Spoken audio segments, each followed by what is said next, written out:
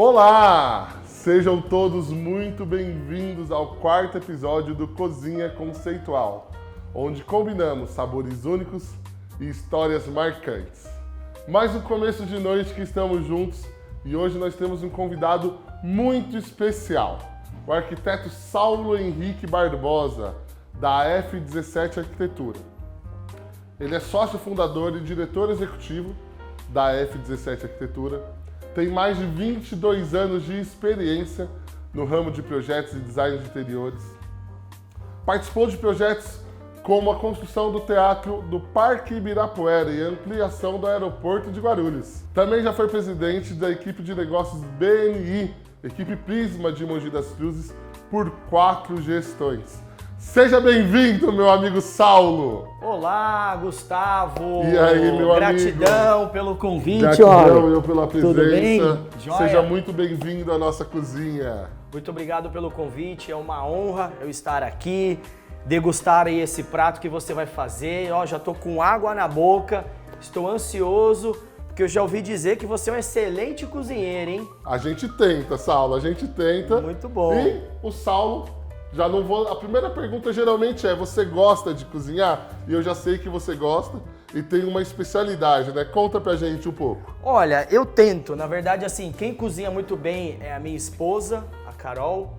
Por falar nisso, um beijo pra você, esposa. Ela é uma graça. Inclusive, ela é minha sócia também, arquiteta. Então, somos parceiros na vida profissional e na vida pessoal. E, na verdade, ela cozinha muito bem. Na verdade, essa história de cozinha veio da minha sogra, também uma excelente pessoa. Todo mundo reclama da sogra, mas eu só elogio a minha sogra. Ela é sensacional. E daí minha sogra ensinou meu cunhado é chefe de cozinha profissional, mora na Europa, trabalhou já em grandes restaurantes em São Paulo.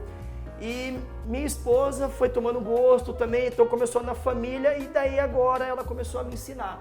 Então sempre de domingo, quando a gente volta da missa, a gente vai preparar um prato ali, e ela vai me ensinando, inclusive esse prato que a gente vai fazer hoje, o espaguete carbonara, é um dos pratos preferidos dela. Então, é até uma homenagem a ela. Vamos fazer esse prato. Devia ter convidado ela então, né? Olha, ela cozinha bem melhor do que eu, viu? Saulo tinha lançado um desafio do espaguete ao mare. Eu gosto muito de espaguete ao mare, mas tudo bem. Esse que vos fala, alergia a camarão. Então a gente mudou e hoje é um espaguete carbonara. Boa. Então, o que a gente tem aqui? Espaguete, base e a base do carbonara. Gema de ovo, queijo parmesão e bacon. A receita original é guanciale e pecorino, Guanciale e pecorino. Mas isso. Aqui a gente adaptou aqui o que geralmente nós fazemos no Brasil. Isso. Então vamos aquecer as panelas. A água aqui já está quase fervendo para cozinhar o nosso macarrão. E aquecer a frigideira. E pra gente começar o bate-papo, um bom vinho? Brindar, né? Já está servindo aqui. Boa! Saúde, meu amigo! Saúde, pessoal! Ó. Muito bom o vinho. Saulo, conta pra gente como que foi ingressar, por que arquitetura, como foi o começo da sua carreira aí? Bom, desde criança, Gustavo, eu sempre gostei de desenhos, né? E eu tenho um primo na família que ele é engenheiro, teve uma construtora, e ele era muito amigo do meu pai, então ele fez muitos prédios no Guarujá na década de 90, quando o Guarujá estava naquele boom imobiliário.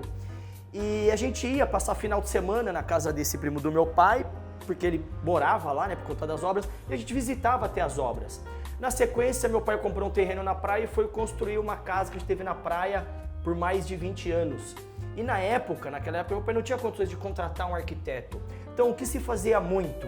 Você ia nas bancas de jornais, né? Antigamente você comprava aquelas revistas com projetos de casa. Vinha projetos de casa. Então, casa estilo de praia, casa estilo de serra.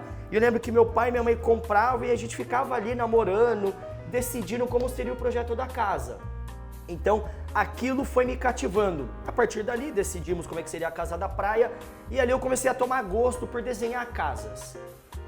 Depois meu pai construiu a casa da praia, então a gente também acompanhou, ainda era criança, tinha acho que uns 9 para 10 anos. Então a gente ia pra praia final de semana e acompanhei toda a construção. Então eu comecei desde criança a ter essa noção de você ver algo criado no papel, por exemplo, um projeto, que a gente tinha decidido ali através da revista, E aquilo depois se materializando, a casa sendo construída. E aquilo foi assim me deixando fascinado. Falei, cara, interessante isso, né? Mas aí esse foi um ponto.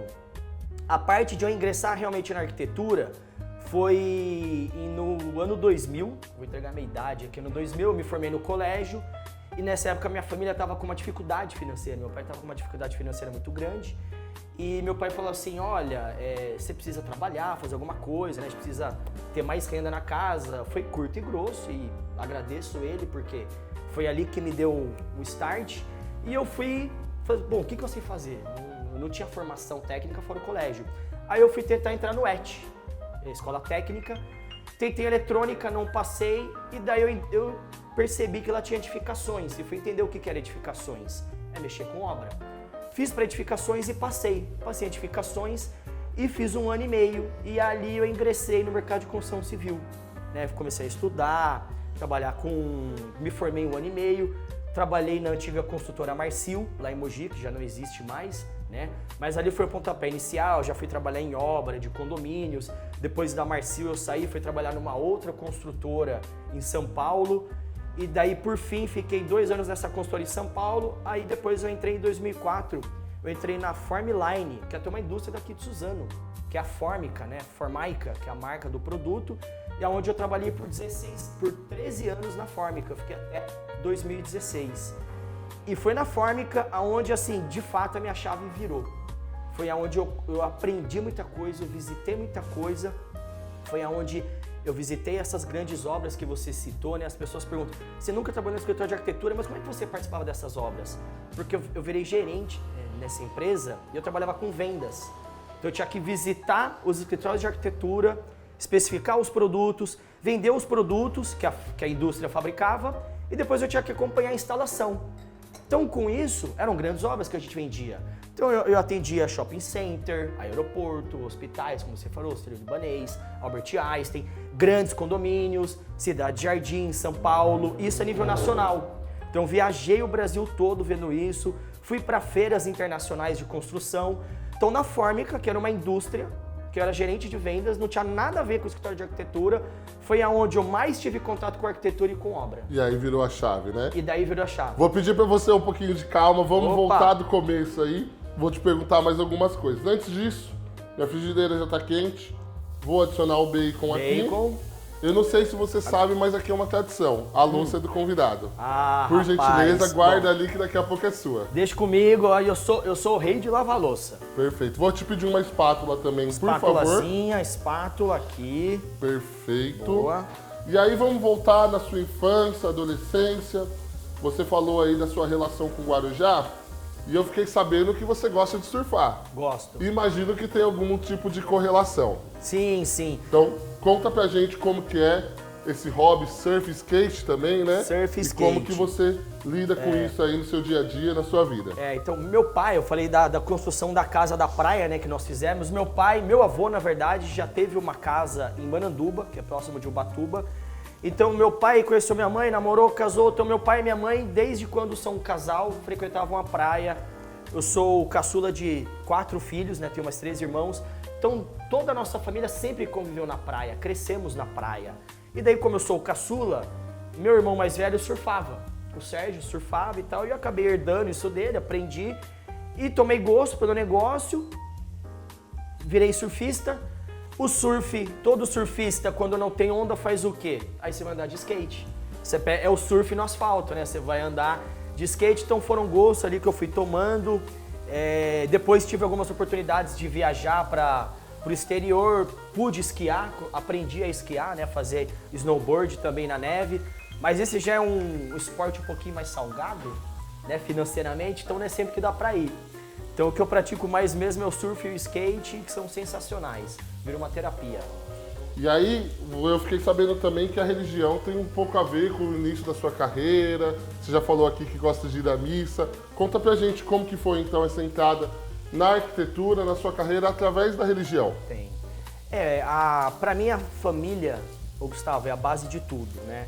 Mesma coisa, meus pais são muito católicos, somos católicos, apostólicos romanos, todos em casa. Cresci com os meus pais também, indo na igreja, né? Aquela rotina, domingo de manhã, cara, é na missa. Se não for domingo de manhã, é domingo à noite. E a vida sempre deu certo assim. Só que uma fase, quando criança, os pais te levam.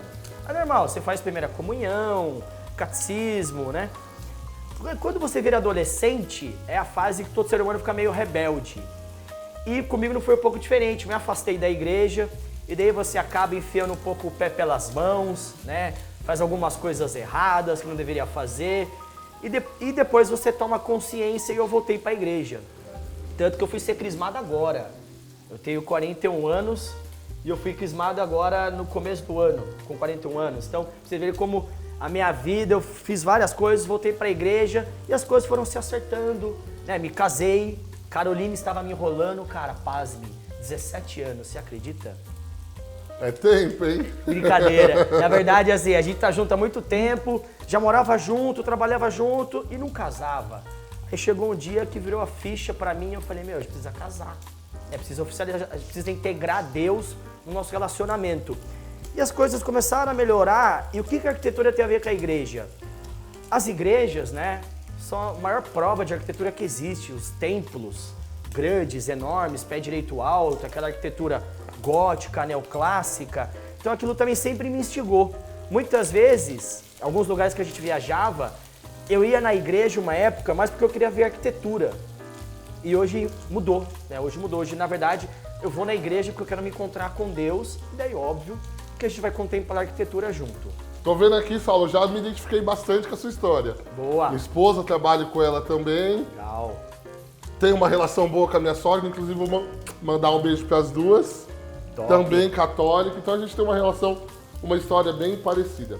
Mas seguindo na sua história aqui, como que começou então a F17? Como que você fundou a sua empresa? Qual que foi o pontapé inicial para isso acontecer? O pontapé inicial, em 2016, eu fui demitido da Fórmica, da empresa que eu trabalhava. A empresa estava passando por uma crise, né, financeira, o mercado nessa época estava meio ruim.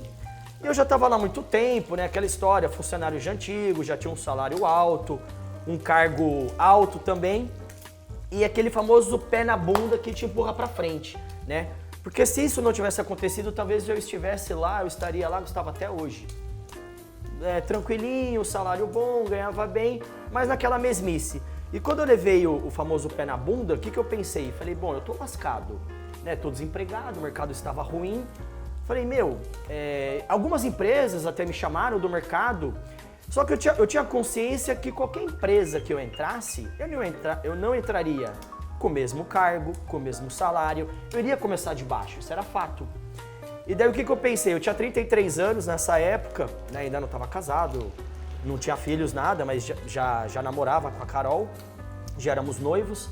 E daí eu pensei o seguinte, falei, bom, já que eu vou começar do zero, cara, eu vou começar pra mim. Não vou mais começar a trabalhar pros outros, porque daí eu entro numa empresa, passar mais 10, 15 anos, essa empresa pode me mandar embora de novo, aí de novo vou passar por isso. Segunda vez eu não quero, ninguém mais vai me mandar embora. Eu coloquei isso na minha cabeça. E daí eu tinha uma grana guardada, como a gente tava noivo, eu ia comprar uma casa, eu tinha dado entrada numa casa. Eu dei um cheque pra uma imobiliária, a calção, eu desfiz o negócio, a imobiliária não me devolveu o cheque, tomei chapéu do cheque, na época era R$5.000, e daí eu virei e falei assim, Carol, eu tenho essa grana guardada, e mais a rescisão da empresa que eu recebi, me pagaram tudo direitinho. Falei assim, ó, ou a gente compra uma casa, ou a gente abre uma empresa. O que você quer fazer? E o que eu sempre achei fantástico nela, que ela é parceira mesmo, ela virou e falou assim, meu, eu tô com você, o que você decidir tá decidido. Falei, então tá bom, então a gente vai abrir uma empresa. A gente vai investir na empresa, custe o que custar, nem que eu tenha que torrar todo o meu dinheiro. A gente vai investir nessa empresa porque eu tenho conhecimento, eu sei com propriedade que a gente pode fazer coisas diferentes e com o tempo lá na frente a gente casa e constrói nosso patrimônio. Cara, e foi o que eu fiz. Lá em 2016. E deu certo. Com medo. Com medo. Deu certo, mas depois de um ano a gente deu uma pseudo quebrada. Né? A gente começou em 2016, abril. Isso aconteceu 4 de abril de 2016. Em junho de 2017, primeiro a gente começou com uma empresa chamada Trinos Arquitetura. Era eu, a Carol e mais um sócio. Né? Então nós éramos um trio, por isso que era Trinos, que Trinos vem de trindade, vem do latim. Né? E só que essa sociedade não deu muito certo, nessa época não entrava muito negócio, enfim, as contas não fechavam. E daí, depois de um ano, eu decidi encerrar a empresa. chamei esse sócio, a gente desfez o negócio, cara, sem dinheiro, assim, eu já tinha gastado assim, uma parte do dinheiro que eu tinha guardado, e falei, meu, e agora? O que a gente faz? Não tinha pra onde ir, tipo cachorro que caiu da mudança. Aí a Carol falou assim, olha, tem apartamento, lá tem o quarto do meu irmão dela é chefe, já tinha ido pra São Paulo. Eu falei, ó, vamos montar a empresa no quarto do meu irmão, e a gente recomeça. Então aí foi que eu falei, tá, eu vou tentar de novo, eu não vou desistir. E daí foi quando, de fato, nós abrimos a F17 Arquitetura. 5 de julho de 2017, foi quando nós abrimos a F17 no quarto do irmão dela, no apartamento lá no centro. Eu continuava no BNI. E o BNI sempre me ajudando, né? E daí, a partir daí, na F17, parece que a chave virou. A energia era outra, a gente já estava mais esperto, né? Depois de um ano tomando na cabeça, eu já tinha me desvinculado daquela situação de CLT para o empreendedor, né? Que todo dia você tem que matar um leão, né? Você tem que vender todo dia. Então aquilo foi aprendendo e dali para frente as coisas começaram a se encaixar. Perfeito. Então, pegando o gancho já que você falou do BNI, conta um pouquinho pra gente como que foi a experiência de ser presidente do BNI Prisma, que é o maior grupo aqui do Alto Tietê, e como que esse grupo de negócios ajudou aí na sua carreira e na sua trajetória. Cara, o BNI, ele é um divisor de chaves na minha vida, na minha empresa. Por isso que eu já fui até presidente do BNI 4 vezes, e o BNI, ele mudou tudo. Porque assim, quando eu saí da empresa que eu trabalhava, como eu era gerente de vendas, então eu viajava muito, eu articulava muito com as pessoas, participava de encontros de network com alguns clientes, fornecedores. E quando eu comecei a minha empresa, o empresário ele é muito solitário, né? E no começo, Gustavo, eu sentia falta disso. Eu assim, mas com o que eu vou interagir agora? Só tinha eu, a Carol, de vez em quando um cliente, um fornecedor, de vez em quando conversava com a gente. E eu sou muito comunicativo, né? Acho que dá pra perceber, eu começo a falar e não paro.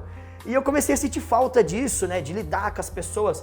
E um dia um fornecedor nosso, que é o Rogério Zimiano, um abraço pro Rogério, eu tava lá na loja do Rogério, ele fez o convite e nós fomos no BNI. Aí eu chamei a Carol e falei, ó, você é sócio da empresa, você tem que ir junto.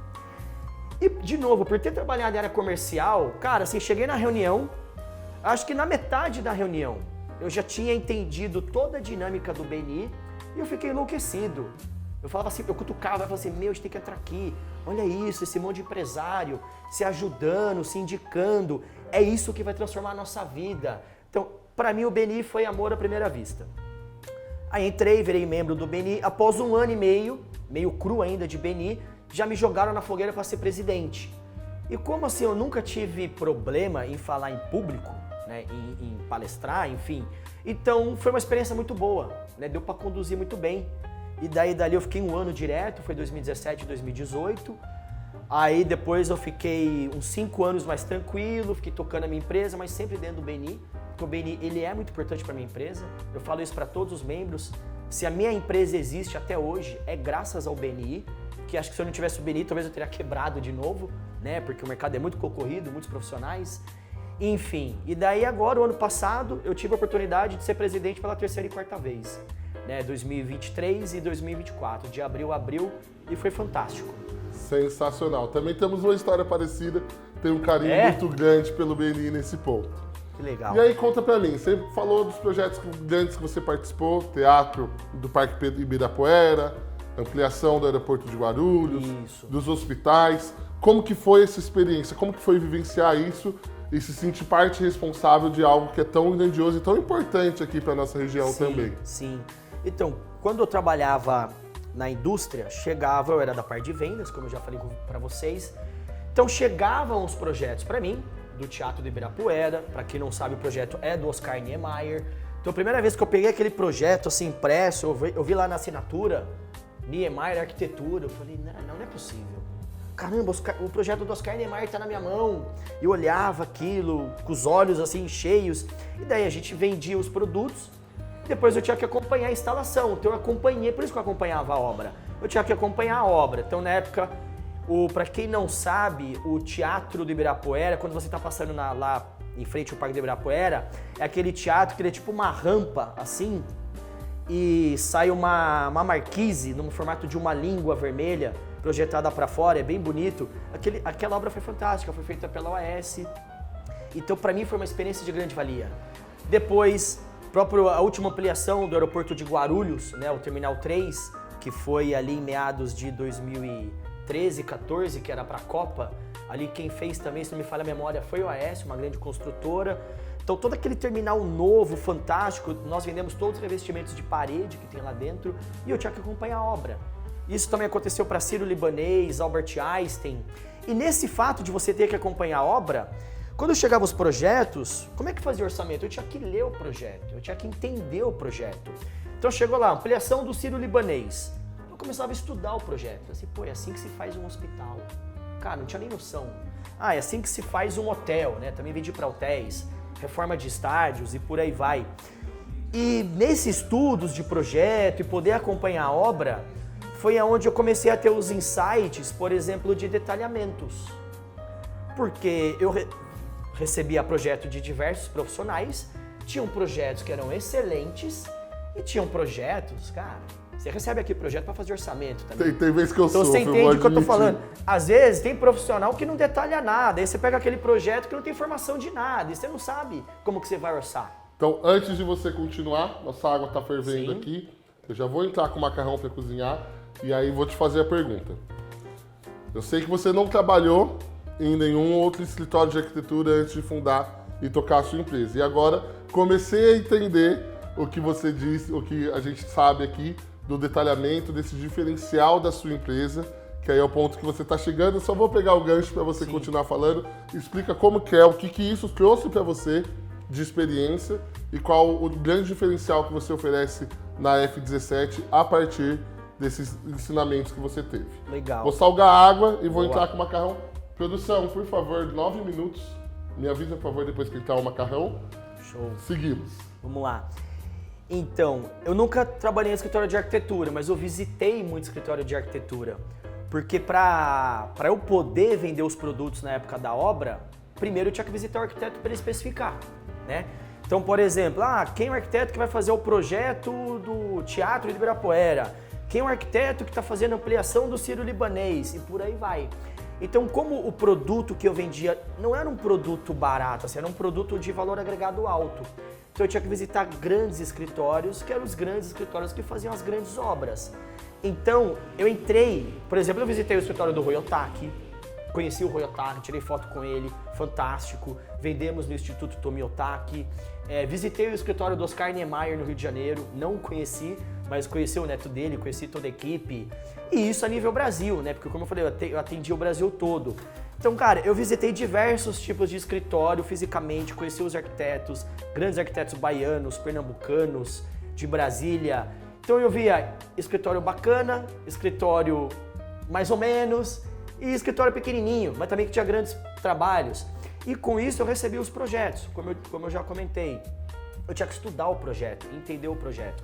E na verdade eu falo pra você, a minha grande virada de chave, eu falo inclusive até pros membros do Beni que vão lá no meu escritório fazer 1 a 1 comigo, esse case é perto, dá pra todo mundo conhecer. Eu falo assim, ó, galera, a gente tá perto de São Paulo. Um dia vai em São Paulo, vai no Shopping Bourbon, que fica ali do lado do estádio do Palmeiras. Entra naquele shopping, observa aquele shopping por fora e entra naquele shopping, ande naquele shopping, mas com um olhar um pouco mais técnico. Repare no piso de granito, repare nos desenhos do forro. Por que eu tô falando isso? Eu também vendi nessa obra e esse shopping, o Shopping Bourbon, ele é de um grupo gaúcho chamado Grupo Zafari. Eles são bem fortes lá no Rio Grande do Sul, tem vários empreendimentos. E o arquiteto que fez o projeto desse shopping também era de lá. E eu visitei esse arquiteto lá no Rio Grande do Sul, conheci ele, já falecido, o saudoso Sérgio Montserrat. E na época, quando eu fui orçar aquele shopping, eu recebi os projetos, Gustavo, eram pilhas assim na minha mesa de projetos. Cara, daí eu nunca tinha visto isso na minha vida. Eu não vi em aeroporto, eu não vi em hospital. Eram pilhas intermináveis de projetos. Eu falei, vou me perder aqui dentro. É muito projeto. Só que quando eu comecei a olhar as folhas, comecei a entender a dinâmica do projeto, era tudo amarrado, tudo se comunicava. E por que eram tantas pranchas? Tudo era detalhado. Tudo, toda a paginação de piso do shopping, todo o forro, toda a iluminação. Tinha compatibilizações entre as disciplinas. Cara, e daí aquilo, de fato, virou minha chave com detalhamento. Você, analisando o projeto, você entendia de fato, assim, aqui o arquiteto parou, se dedicou e pensou no shopping. Tudo encaixa, tudo é sincronizado, igual um quebra-cabeça. Você tem 3.000 peças que você vai formar um grande quadro. E aquele shopping é isso. Então eu falo para as pessoas, vá nesse shopping, reparem todos os detalhes do shopping, você vai ficar perplexo. Porque às vezes a gente vai é shopping, você olha para a vitrine, você não repara nisso. Mas olha pro forro, contempla. O forro de gesso encontra com a madeira é toda detalhada, o piso de granito, cada parte, cada corredor tem um desenho, as peças são iguais, todos os recortes, não tem nada assim, que acabou o piso ali, esconde. Não, você vê que foi tudo pensado e a construtora executou. Então isso de fato é um detalhamento. E isso, quando eu decidi abrir a minha empresa, eu falava pra Carol, eu falei assim, Carol, a nossa empresa tem que ter um diferencial, que vai ser o quê? Os detalhamentos. A gente vai pensar em tudo. O cliente, quando nos contratar, a gente vai deixar claro, e o fornecedor, quando pegar os nossos projetos, ele não vai ter dúvida de nada. Esse cara vai ligar para nós e vai elogiar. E isso aconteceu várias vezes. Que top, que top. Macarrão cozinhando, vou pedir para você o fouet. Fouetzinho. Já vou preparar aqui os ovos. Olha, lavei a mão, tá, gente? A gente lavou a mão. Bateu o ovo, queijo, e eu sou ousado, eu coloco um pouquinho da gordura do bacon aqui também, tá bom? Fantástico. E aí vou perguntar para você então, dentro de todo esse tempo que você tem aí de F17, são 9 anos? F17... 11, me perdi na conta aqui. Olha, não, deve ter 8 anos F17. 8 anos. 8, 7 anos. E... 8 anos que eu estou no BN e 7 anos tem F17. Primeiro ano a gente quebrou, então 7 anos que eu tenho F17. E aí, qual é, dentro de todo esse período, assim, o maior desafio que você passou, tirando a parte que quebrou, que você já contou, vai me contar outra agora. Sim. A parte que fala assim, ó, isso aqui foi punk, Gustavo. Cara, ó, teve algumas, viu, Gustavo? E até hoje tem, né? Mas eu lembro que quando não deu certo a primeira vez e a gente recomeçou o KF17, é engraçado, né? As pessoas de início, aí eu não sei se são amigos ou se não são amigos, ou se são sinceros demais, mas as pessoas de início, elas não acreditam muito, né? Quando você quer empreender, porque não é uma prática no Brasil ser empreendedor. Né? Americano é muito empreendedor, brasileiro não é muito empreendedor. Então, quando eu falava para as pessoas, né, as pessoas ficavam, meu, para com isso. Cara, segunda vez você tá tentando. Não, para, meu, tem muito arquiteto no mercado. Isso não vai dar certo, porque isso é difícil, né? E só que eu sempre sentia dentro, assim, né, parece que era o Espírito Santo, é Deus que colocava uma mensagem, eu sentia de dentro, falava assim, não, insiste, cara, persiste, que vai dar certo.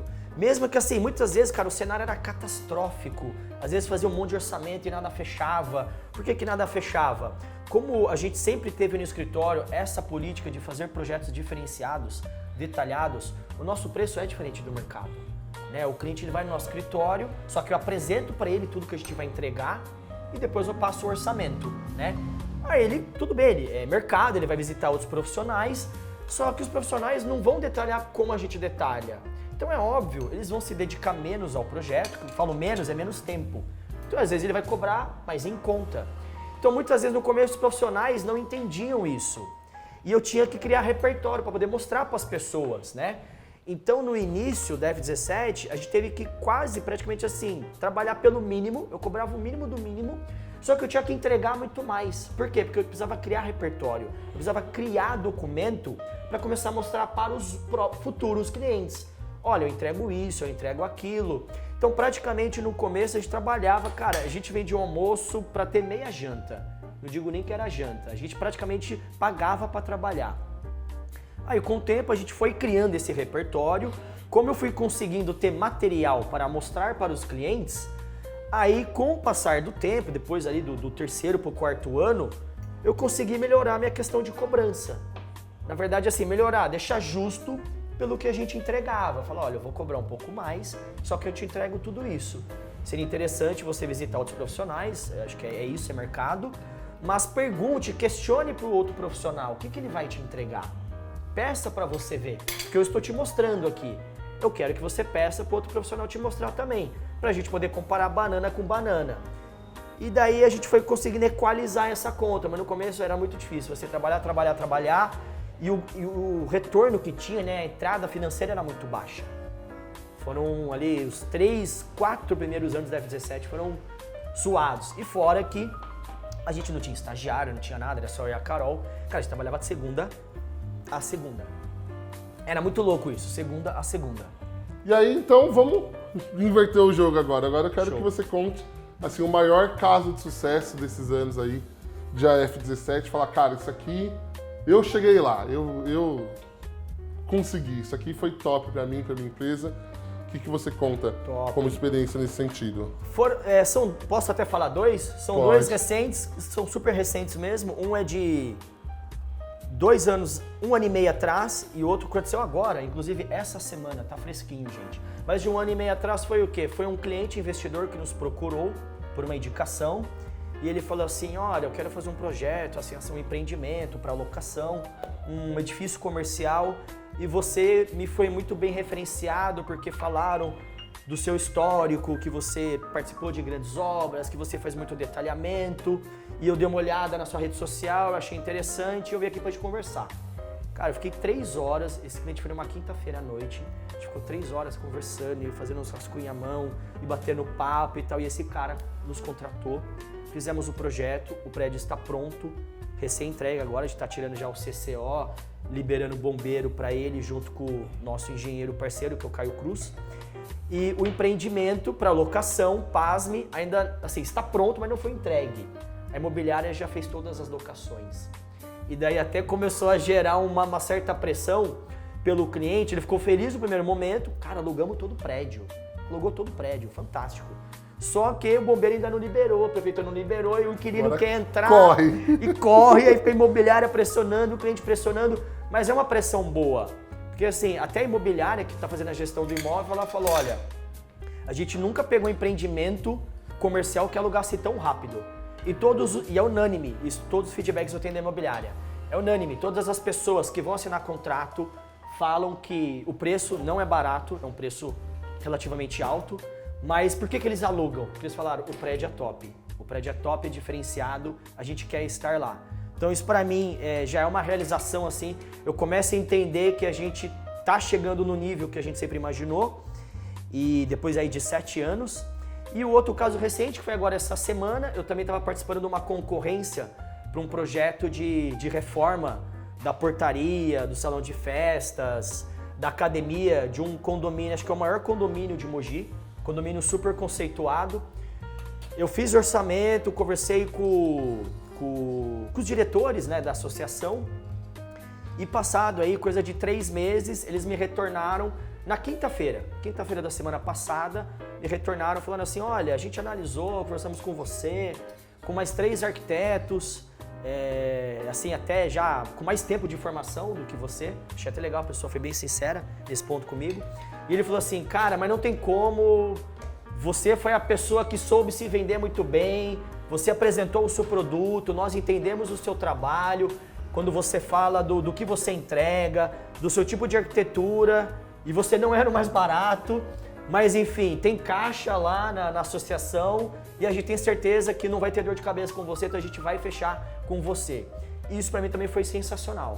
Falei, cara, que top, o maior condomínio da cidade, vai ter uma placa nossa lá, exposta, então você começa a enxergar o reconhecimento, né? Depois de 7 anos apanhando e tomando lapada aqui, ali, e quebra, e as pessoas falam, desiste, para com isso, cara, você é mais um no mercado, né? Eu escutava muito isso, Gustavo. Meu, tem muito arquiteto, cara, você é louco, para com isso.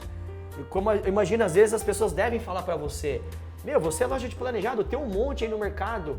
E acho que, assim, se a gente acredita no nosso sonho, cara, você tem que persistir. E tem que pagar o preço que for. É isso aí. Tem que pagar o preço que for. Estamos chegando no fim do prato Boa. aqui, Saulo. Vou pedir pra você pegar a nossa pimentinha. Pimentinha. Terminar aqui o nosso creme. Galera, não dá pra ver aqui, mas ó, não estou na ponta do pé. Aqui eu alcanço, hein? Aqui Foi eu pensado alcanço. pra você, meu amigo.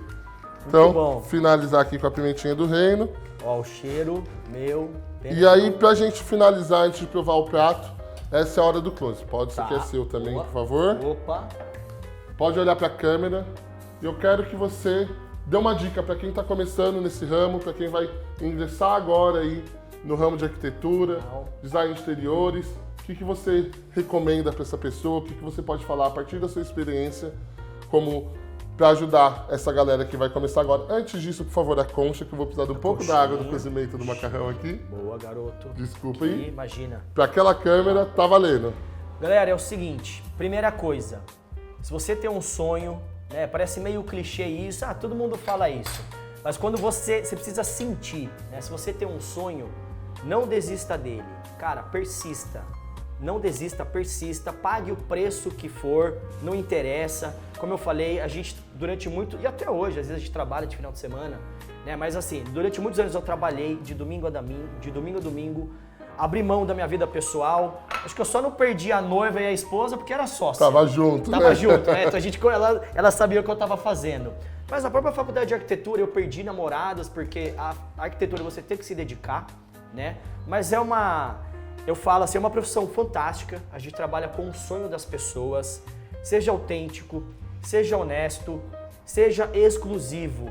Nenhum cliente é igual a outro cliente, né? O que eu mais escuto no meu escritório, as pessoas entram e falam assim, eu fui tal condomínio, todas as casas são iguais, e parece uma cópia, Ctrl+C, Ctrl+V. Gente, escute o cliente, ele está te contratando, a arquitetura é dele. Muitas vezes o arquiteto acha que eu fui contratado, o projeto é para mim. Não esqueça, o projeto é para o cliente. Ele está te pagando para você fazer para ele. Quem vai usar aquele imóvel é ele, seja uma casa, um comércio que ele vai trabalhar, é ele. Então não tem como ser igual, gente, é exclusivo. Entenda a necessidade do seu cliente, seja gentil, faça o que ele pedir, coloque as suas pitadas, lógico, de arquitetura, o seu conhecimento técnico, mas e seja humilde. Não seja arquiteto estrela, que eu também escuto muito no escritório, né? Seja humilde, que o sucesso vem. Ele vai demorar, você vai patinar, né? O sucesso vem, tem hora que ele vai embora, ele volta, também não é uma linha tênue, né? Atingir o topo, eu vou continuar no topo sempre, não. É um exercício diário, Gustavo. Humildade, sinceridade e confiança que dá certo. No final dá certo. Beleza? Show de bola, Saulo. Prato pronto. Boa. Bora provar? Bora!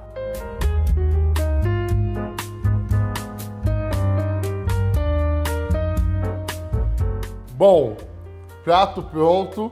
Confesso que depois de saber que você tem um cunhado chefe de cozinha, tô meio apreensivo. Agora pegou, hein? Mas espero que goste. Saúde, meu amigo. Obrigado mais uma vez pelo convite. Galera, o cheiro tá bom? O bacon, né? O bacon sempre mata. Ajuda bastante. Vamos provar? O vinho também tá muito bom. Vamos lá, agora é a prova, hein? Rapaz. Queijinho, a textura tá boa, viu, ô Gustavo? Vamos lá. Opa, o meu tá fugindo aqui.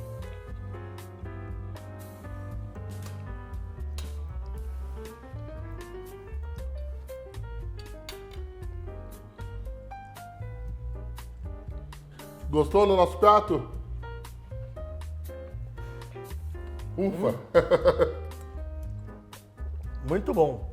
Cara, ficou al dente, macarrão meio durinho, al dente, o ovo, consistência boa e o bacon. Não é a guanciale, mas você fez milagre com o bacon. Cara, sensacional. Parabéns. Top, galera. Gratidão, meu amigo. E esse foi o 4º episódio do Cozinha Conceitual. Nosso amigo Saulo Barbosa, sigam nas redes sociais, @Saulo_Barbosa com Z, _arquiteto e @AF17 Arquitetura. Isso aí. E antes de finalizar, tem um presente para você. Opa, presente? Produção. Rapaz, eu venho aqui, ganhei esse prato maravilhoso e ainda ganhei um presente. Gratidão, meu amigo, pela presença. Obrigado. Vamos abrir aqui, galera. Vamos ver o que é. Deixa eu ver. É mistério? Pode abrir? Pode Fica abrir? à vontade. Opa, eu acho que deve ser um kit cozinha. Eu agora convidei ele para ir lá na minha casa lá, fazer um almoço. Vamos ver. Olha, sensacional. Com gratidão e apreço enriquecer nossa cozinha conceitual. Um avental. Olha, gente, e vários aqui temperos. Eu vou te convidar para ir em casa, aí vai ser minha vez de cozinhar para você. Vou cobrar. Beleza? Pessoal, gratidão por estarem conosco aqui no Cozinha Conceitual. Sabores únicos, histórias marcantes. Não se esqueçam de se inscrever aqui no nosso canal no YouTube e nos seguir também no Instagram, @Grupo Conceitual Planejados. Até a próxima. Ótima noite. Gratidão, meu Valeu, amigo. galera. Até mais. Obrigado, Gustavo. Muito bom.